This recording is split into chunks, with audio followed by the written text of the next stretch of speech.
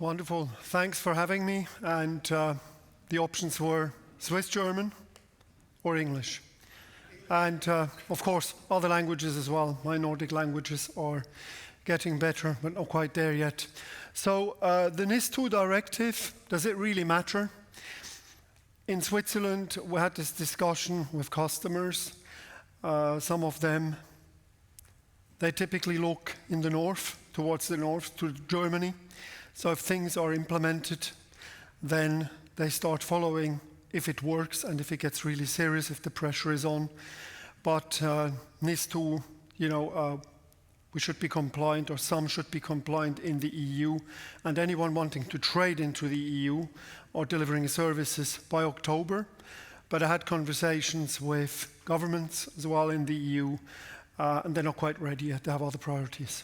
So by next year, we probably see a bit more pressure on that end.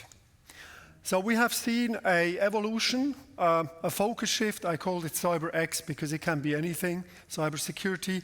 Then we started talking cyber resilience, and now we started arriving slowly but surely in the era of automation, bringing in AI, or let's settle on machine learning.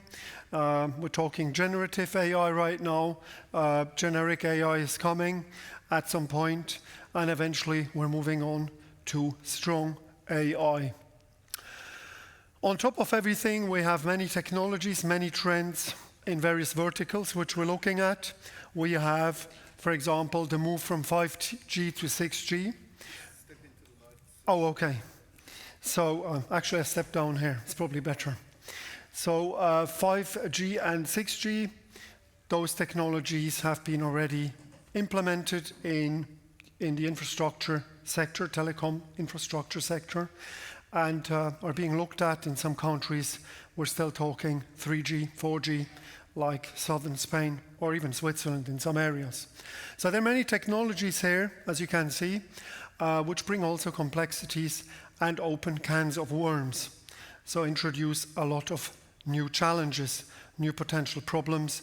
Refocusing on technology also requires to refocus on potential security loopholes. And then last but not least, we have the whole compliance dilemma, the challenges. I had a lot of conversations with many people around the directives, standards, like NIS2, then the Cyber Resilience Act, then we have the Digital Operational Resilience Act for the financial services space. So there's a lot of resilience, mention of resilience. So there are many directives coming from our friends in Brussels. So let's look at NIS2. What is NIS2? I'm not going to go too much into detail because you probably already heard about it. NIS has been around for a while. So the UK still follows NIS. In Switzerland, we do different things like eating fondue, chocolate, producing watches, and money laundering, of course. So point is, there's slight difference to NIS2. NIS2 focuses on supply chain resilience because we're all part of a supply chain at the end of the day. So we should take it a bit more serious as well. So the focus has changed a little bit. They included also more sectors and also more punishable measures which have been implemented. So let's look at, for example, risk management, which was a bit more relevant. I highlighted some areas which are more relevant to us as a vendor, which is incident reporting management, supply chain resilience. We look at it more from a code resilience perspective, where we speak about third-party components, since lots of companies versus producing their own or developing in-house code, they borrow a lot of code out of the open source realm, which can introduce a lot of surprises, which we have already heard in a few sessions earlier on. Log4j was one of those examples. So then obviously also the management accountability part. Management accountability, what does it mean? Well, apparently someone who is responsible, for example, in a unit or a business division in the organization can be held directly responsible and can be banned up to 5 years from his role. Will it be done? potentially. At the end of the day, there are also cyber insurances, but someone still needs to be held liable. I was once in a large company called Citrix, you might remember it. When I was still there, we had a quite interesting breach from a Iranian hacker group, and they were lingering in the company for 6 months, stole 5 terabytes of data.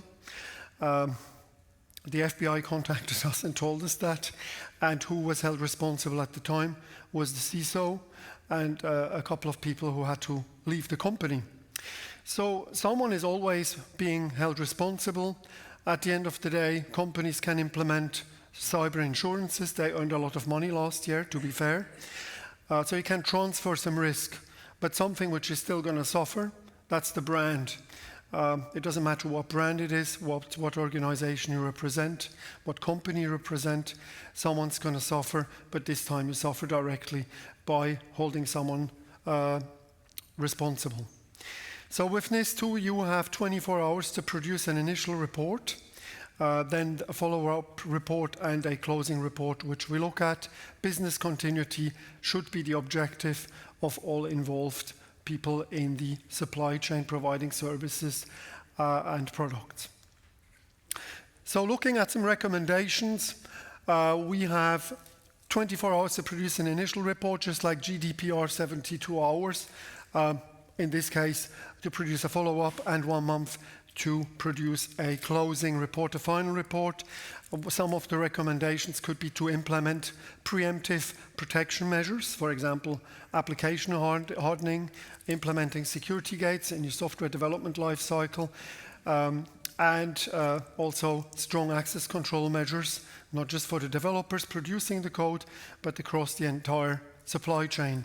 If you have resellers, if you have customers, if you have anyone else involved in your ecosystem.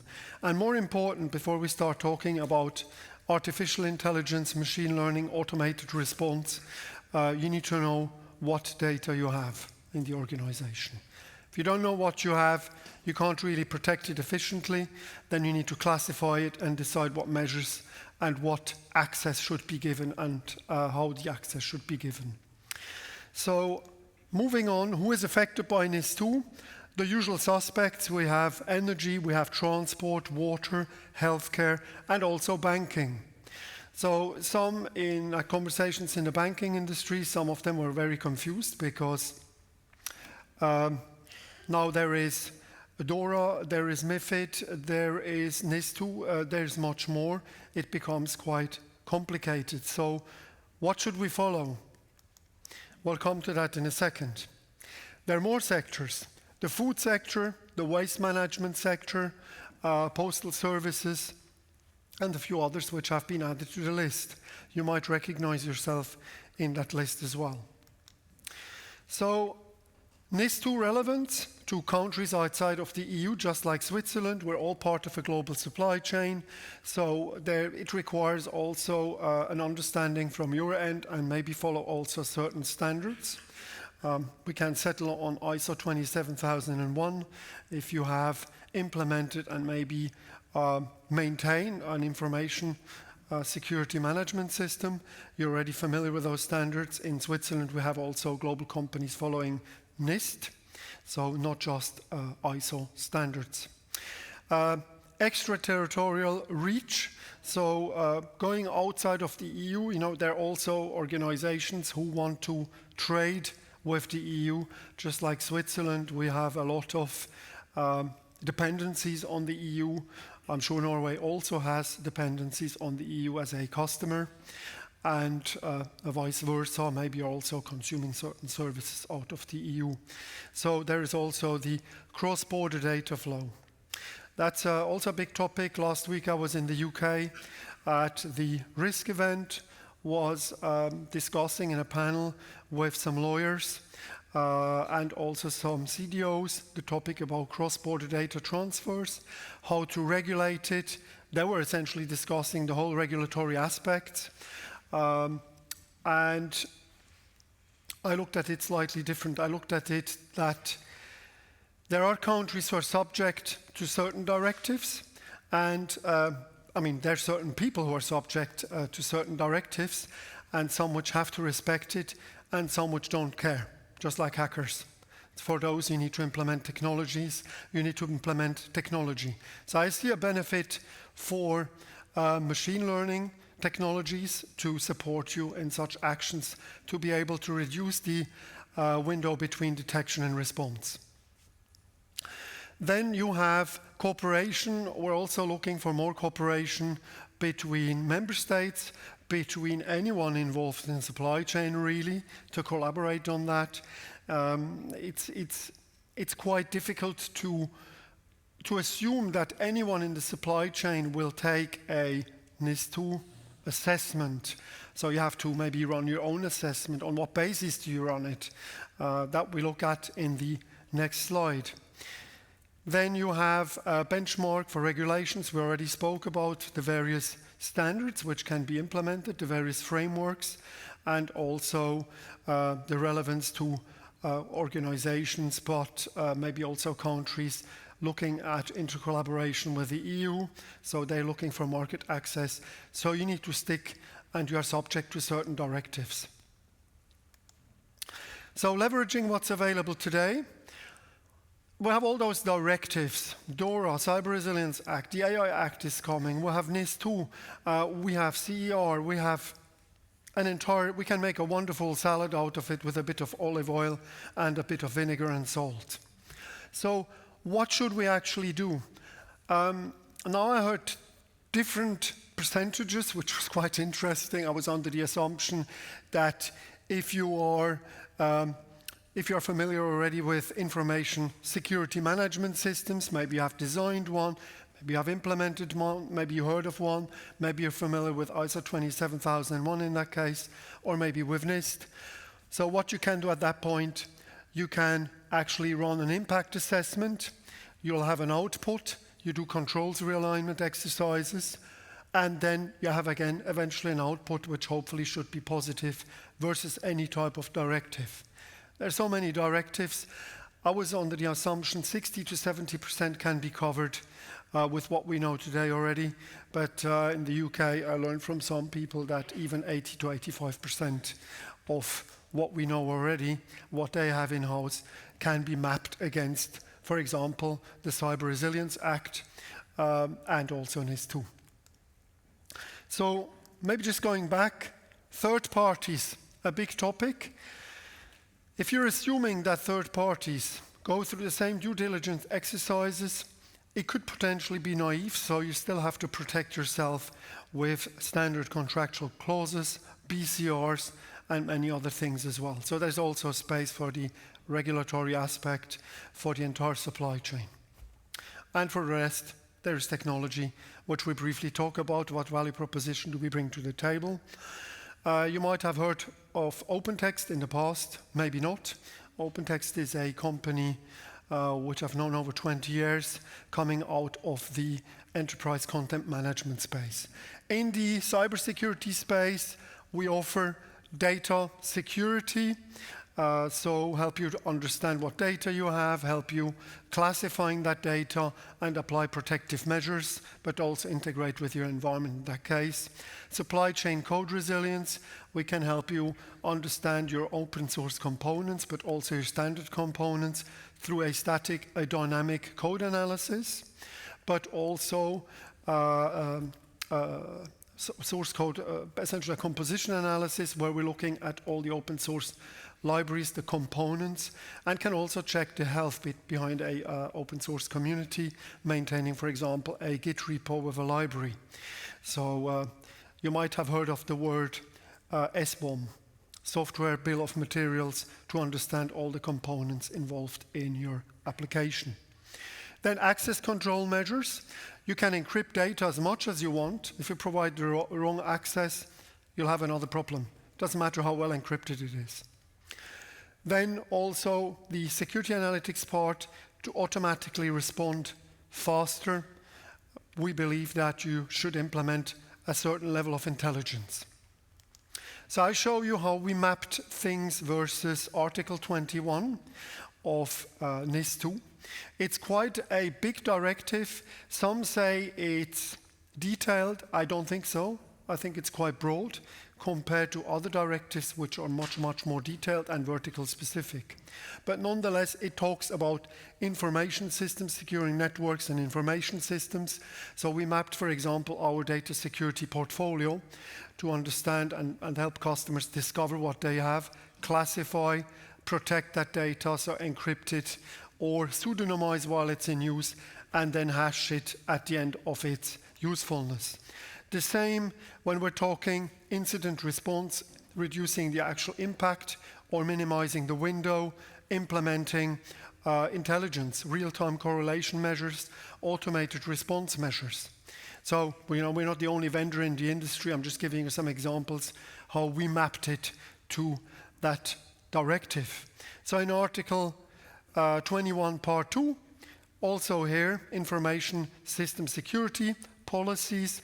We can actually set up policies. We can customize dictionaries, regular expressions, grammars, tune them to actually find anything which is relevant to you. Also, if we're talking AI at some point, because once you have thrown the data into a large language model and you have figured out later that, oh, there was some PII in there or some patient's health information, good luck. It might be too late, especially when a hacker comes along and might jailbreak a large language model and can extract that data and make sense out of it.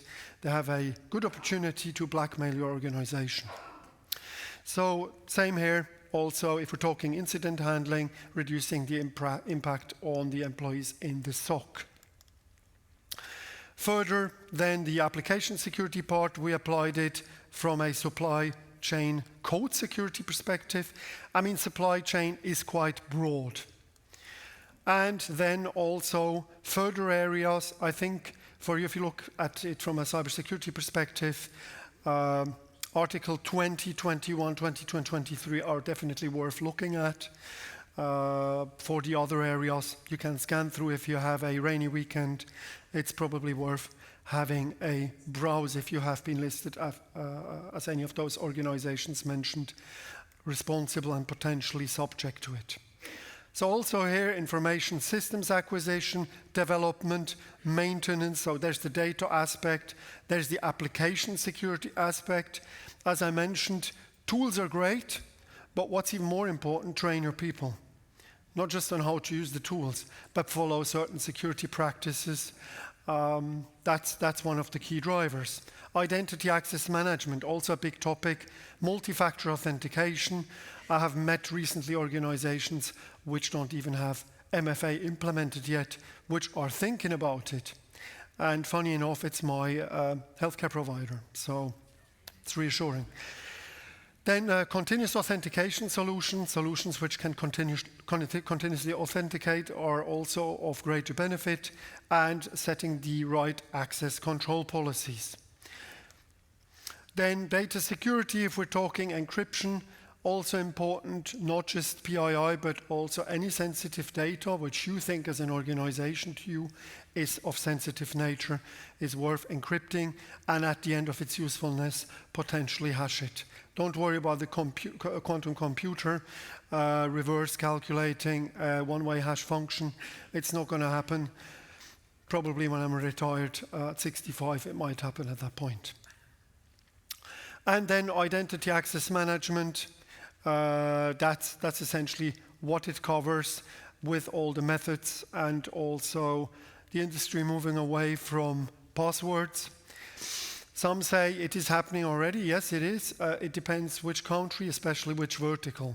And finally, to close, also the application security one here, where you have that member states need to secure development, but more important, the third-party components. So know your code. If you deploy an application in your organization, know what you have in there. So try and bring some sense in it, bring some technology in there, and some tools which can support you in that from that aspect. Thank you very much. It was very short. I can expand and speak for hours, but we only had 20 minutes. Thanks for listening.